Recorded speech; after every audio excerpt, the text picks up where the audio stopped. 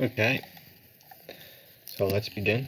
The first match, let's start. Pretty easy keep.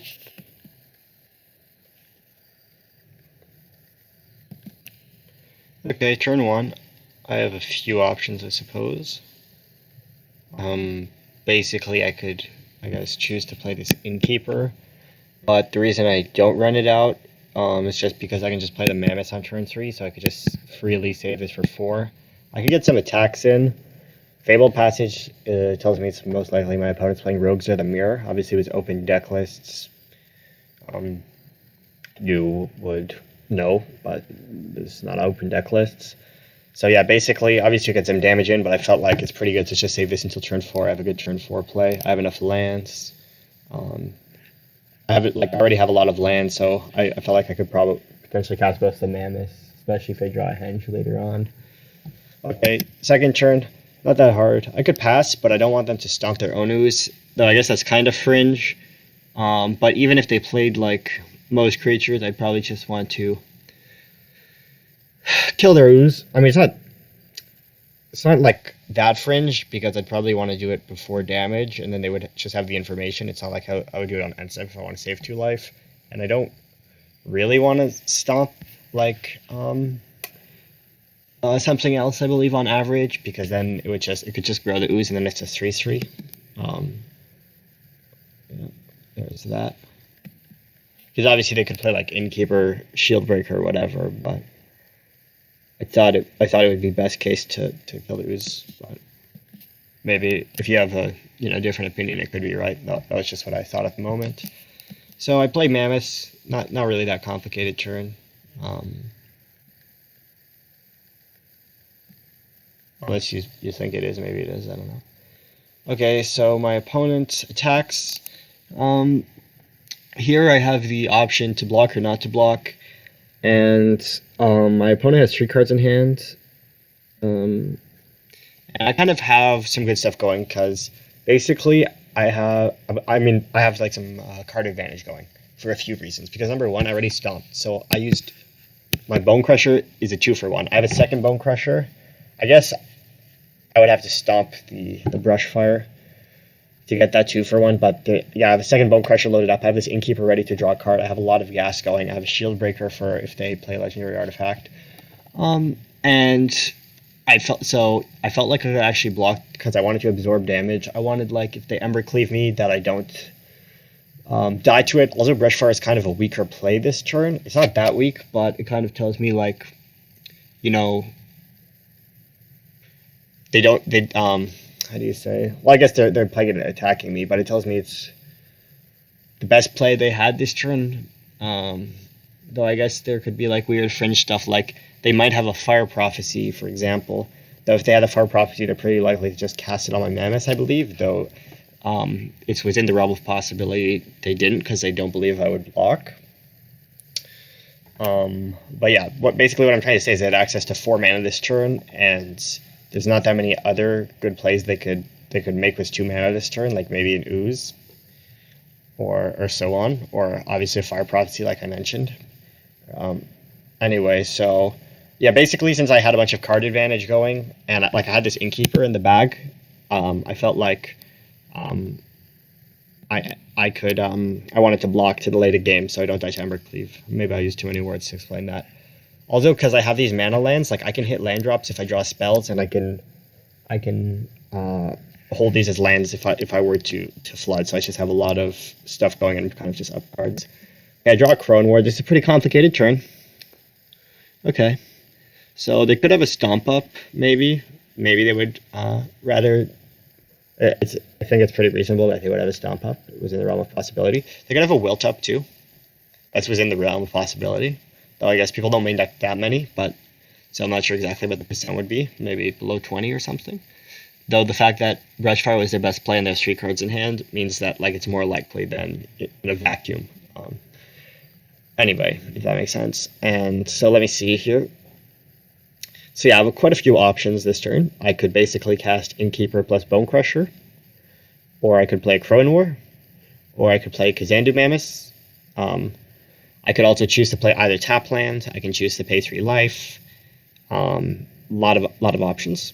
So let's break down which ones I think are good to advance my strategy. Basically, okay, so let's say a Crone Warrior creature. The problem with a Crone Warrior creature is that I felt if a Crone Warrior creature, I can't push a big enough advantage, and then they'll just get the Crone War back. So it's kind of like casting just, when you just cast an active treason, you get their creature, get attacked on one time. I thought the Crone War would basically sort of be like that here because they don't have any creatures in play. I don't have any creatures in play. They have a lot of life. I don't even have like Fabled Passage or a lot of ways to push damage, so that's why I didn't want to play active or Crone War as my first instinct. So then I looked at the other options. I could play Innkeeper and Pastry Life and play Bone Crusher. That's my intuition. That's where obviously my intuition. It's very mana efficient. You gotta play Innkeeper, draw a card. But the problem with that play is that I felt like there's like a reasonable chance they have Stomp, so I might let them Stomp my Innkeeper. Obviously, it's not that bad. I draw a card, but so it's kind of complicated. It's like I still got to draw my card, and I have 2 more adventure creatures in hand, so it's kind of interesting. But I Pastry Life, and basically, because like for example, if this was a normal land, I imagine I would probably just play Innkeeper and Bone Crusher because I wouldn't mind actually saving a life for my face. And the reason why I'm mentioning the life is because basically, let's say they have an Embercleave in hand, which is reasonably likely. They couldn't have cast it last turn, and they didn't have a better play than this. So I think it's reasonable that they could have an Embercleave in hand, and obviously they could just draw 1 too, which is a card, which is something to be aware of. Obviously, like even if your opponent you don't believe they have Embercleave, that doesn't mean that you shouldn't play around it if you're in a position where that would give you the best win rate to do so, because they could just draw it for turn. Anyway, so let's say they play a land, not a Fabled Passage. You could say they're less likely to play Fabled Passage because they could have just played Fabled Passage, because so that I couldn't block their creatures. You could say that, well, maybe they have Fabled Passage, but they have Stomp too, and that they didn't think I was going to block their Brushfire, maybe, though the clock was so fast. And like basically, like let's say they have Stomp, they might not want to play Fabled Passage because if they Stomp on my turn, they don't want to miss the landfall trigger. But also at the same time, like it gives me the option to block. So anyway, but basically, so yeah, let's say they just have a normal land, +2/+2. This would be a 5/5. That means if they play a normal land and an Embercleave, this would be a 6/6. That means that's 12 damage. I would go to 1. So if I Pastry Life, then I could die to a Embercleave, and obviously I wouldn't want to block because this creature, if they play a single land, would just become a 5/5. Obviously, Embercleave might put me in a tight squeeze anyway. They could Stomp my face, but I go to 13 life. And then I got to keep the Innkeeper. They also, if they have Stomp, they might feel pressured to play the Bone Crusher. They didn't have a better play last turn, so it might imply that they don't have a lot of creatures they could play. If that's relevant, though, of course, I have to juggle playing around Embercleave. Or not Embercleave, juggle around, not just dying to Embercleave anyway, and like foe playing around it. Obviously, if they have Fabled Passage, Embercleave would be hard to win, but I don't really like the Crone War line that much because the reasons I said before. It could be a right line, that's just the reasons why I was veering away. So anyway, and yeah, I don't really want to play the Mammoths. Why didn't I really want to play the Mammoths? Because I had a lot of gas, and I thought I might just want to play a land next turn, and I didn't really have more land drops to be aggressive with, and I don't know, maybe I should have played the Mammoth. It just didn't seem very good because I felt like I might want to make land drops. I have a lot of spells, and I have Innkeeper, and if I draw lands anyway, then I could just cast the Mammoth anyway. Also, I don't know. Maybe it was wrong. It's interesting. So they have Crone War because I didn't. Yeah. Maybe it was better to cast the Mammoth. I don't know. It's kind of hard to see. Okay, so I draw Questing Beast. They Crone War my creature. I just go to a Crone War back, so that it kind of insulates me from Embercleave, a little bit. I'm at how much life? Oh, I go to 12 life. Yeah, if they missed the land, so now they would need like land Embercleave. Obviously, that would be probably lethal. But now I'm making them draw land and already have Embercleave. I guess that's likely. Basically, they cast in a Crone War, which is a very swingy effect. It stole my creature, and I have this like long-term advantage. Basically, what I'm trying to say is like, why was I, like, if I'm quote-unquote playing around Embercleave, why am I now dead to land Embercleave, even though last turn I did a line that was trying to maybe hedge around land Embercleave, because I could have maybe just played my Innkeeper. But basically, what happened is they cast in a Crow in War, which kind of gave new information. If that makes sense. I don't really want to cast Questing Beast, which is trade. I don't really want to was my own creature, and it would die to the Crow in War when it's forced to attack, and yeah, I didn't really think I had any good plays except the Crow in War this turn, basically. Cast it, play a land. I have a lot to do with my mana, so they have to attack. They play a Bone Crusher, and now mine has to attack. They have to block. I mean, they don't have to block, but they have to attack back. My Crow in War is going to trigger too. So most of creatures are going to die. So I had a few options here. I could have played Innkeeper and Adventure creatures, or I could play Questing Beast, or I could play Ooze. So basically, it's kind of interesting because both my Bone Crusher is going to die to their Crow in War. Their creatures are going to die to my Crow in War, but I don't have instant speed interaction for Embercleave, and now they could cast Embercleave without hitting a land because they have 2 attackers. So I basically thought that I wanted to cast Scavenging Ooze. Also, if I cast Questing Beast and they have another Crow in War, it could go quite poorly. Basically, because it would gaining me the 2 life would insulate me from Embercleave. I don't know if I'm playing around Embercleave too much this whole game, but I think all my plays were reasonable. So I pass. I think I ate 1 main phase. The reason I didn't eat the second main phase is I thought if they spent their turn Fire Prophecy, if I went to eat, it was kind of like a cheap trick kind of thing, because I thought if they Fire Prophecy my Ooze in response, that means that I don't need to play around Embercleave. I can just take the damage, and then both their creatures die to a Crow in War, and I made them spend their turn casting Fire Prophecy. So that's why I thought it was better to pass. Also, I technically have Stomp Up if that was relevant for some reason. Anyway. So if they maybe played Primal Might, and then I could just Stomp or something. I don't know. So they go to Stomp my creature. I'm very happy with that. Very happy with that. Because basically, I was planning to block anyway to try and play around Embercleave, but both their creatures were going to die to my Crow in War anyway.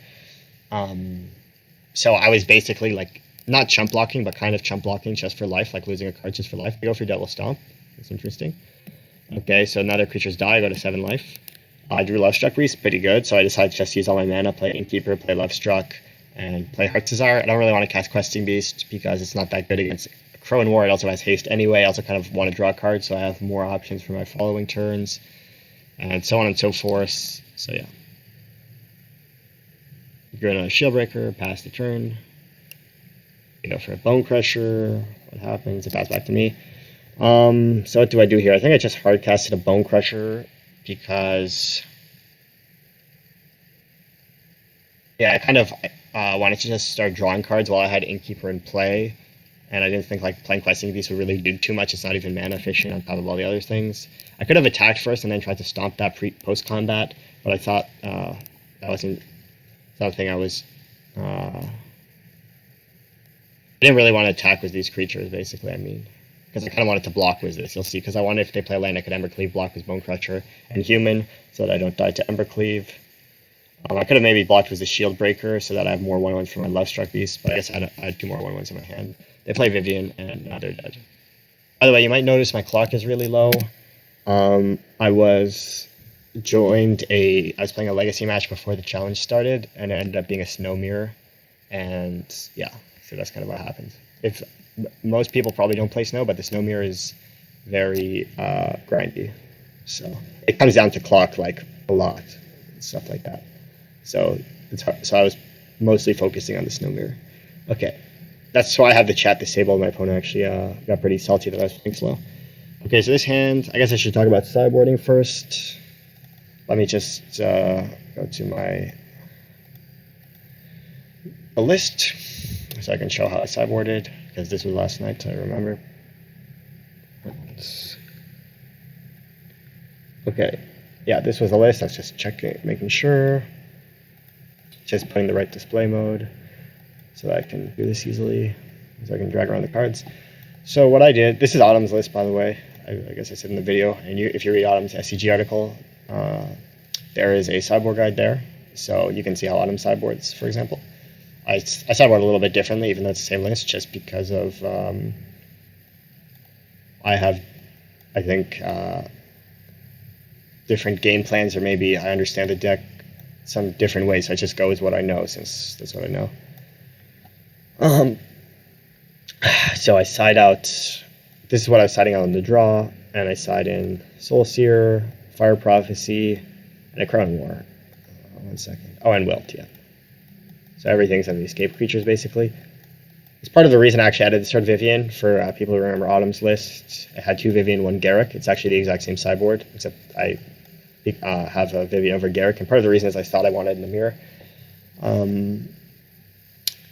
I could talk a really long time about like Gruul mirror stuff, but that's probably not a good idea for the value for the video. So basically, I usually like Embercleaves on the play, I think, because on the play I think it's just pretty easy to use. Like it's pretty easy to, you have your creatures in play first, you can just cast it, get good effect out of it. But on the draw, I thought it's just harder to use. Your opponent's gonna have their creatures first. Like you can see what I'm talking about. Obviously, it's a powerful mid-game card.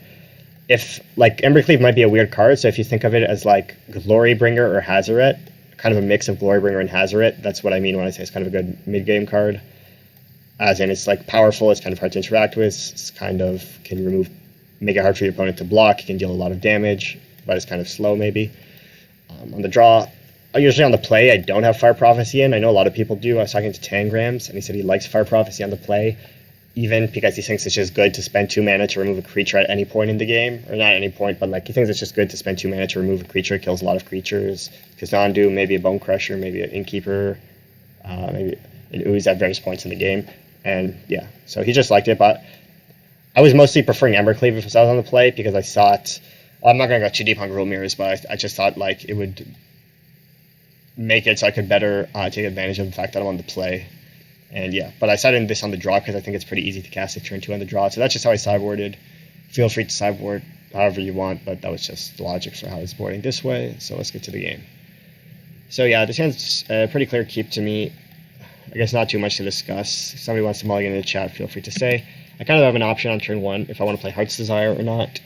I decided that... What did I decide? I didn't really want to pay life for some reason. It's not like I did Combat Mass if that was relevant. But yeah, I kind of didn't want to pay life. I also was the Shatter Skull. And I thought I didn't really want to expose it to Stomp because there's not a lot of 2-drops they could play in the mirror. I also kind of want to incentivize them to play like an Innkeeper if they have it. I decided I could just wait on the Lovestruck Beast. And yeah, I didn't want to, if I don't play Lovestruck and I pass a Fire Prophecy, if I play this on turn 1, I'd have to pay 3 life, and then like it might show that I have this more. But anyway, so I don't know if that was right or wrong. Obviously there's pros and advantages to either play. So yeah, so I get a Forest, and obviously there's like upsides, like if I draw another untapped land, then I could play this untapped or whatever. I paid 3 life. I think I thought that I was going to play one of these tapped anyway, and I wanted a option to maybe make double green. I don't know what was right or wrong. Yeah, so they attack. I thought for a while, I thought I'd rather kill a Mammoth, but obviously I took a lot of damage, so maybe this would have been wrong what I was doing here. Because I could just draw untapped lands and maybe not pay 3 life. So I Mammoth. I actually bought him the Shatter Skull here. It might have been wrong, but I thought the curve of my deck is kind of low, and I really didn't want to pay 3 life, and I wanted a bunch of untapped lands. Maybe like this wasn't the best way to approach the game, but so I ended up bottoming the Shatter Skull. I didn't really want to bottom the Wilt, because if they cast an artifact or enchantment, I want to destroy it. I like both my Lovestrucks. I like my Vivian, so I could close the games, use these as brick walls. So yeah, bottom the Shatter Skull, could be wrong. Get rewarded by drawing a Forest.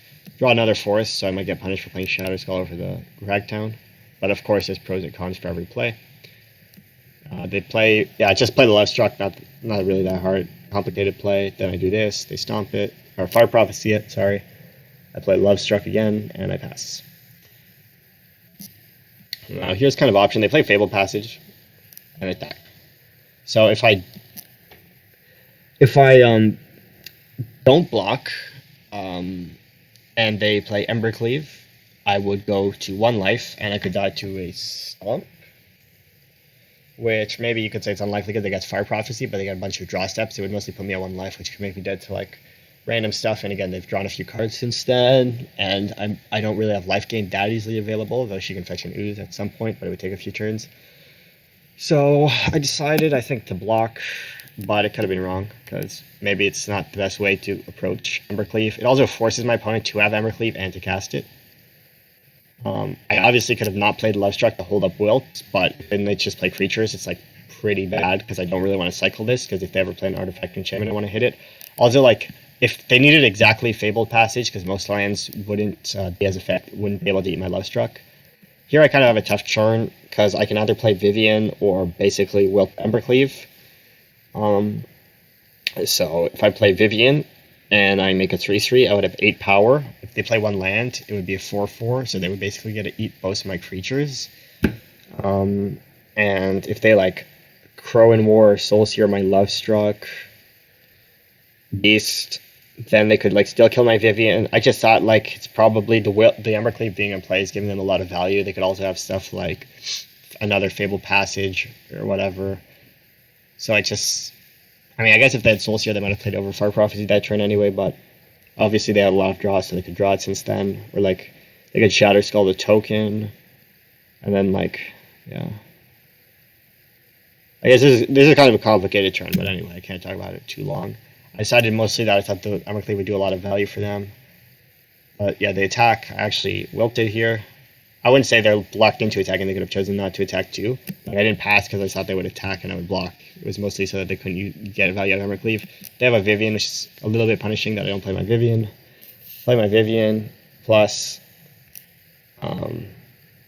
make a Vigilance token, which is what I'm used to. That's usually what you do in the Gruul mirror when my opponent plays Phoenix of Ash.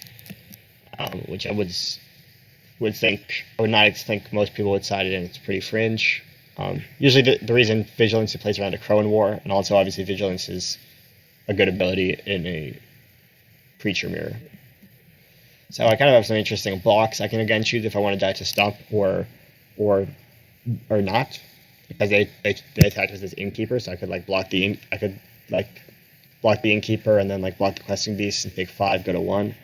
But I felt like I had pretty good value because they minus the Vivian, so I could stomp it, and then I have Vivian advantage. So I go for kind of the value play. You can see I thought about it. They play Ooze. Okay, I drew Bone Crusher. So I have a few options, but I basically chose to fetch the forest away. Not sure if that was right, but that's what I did.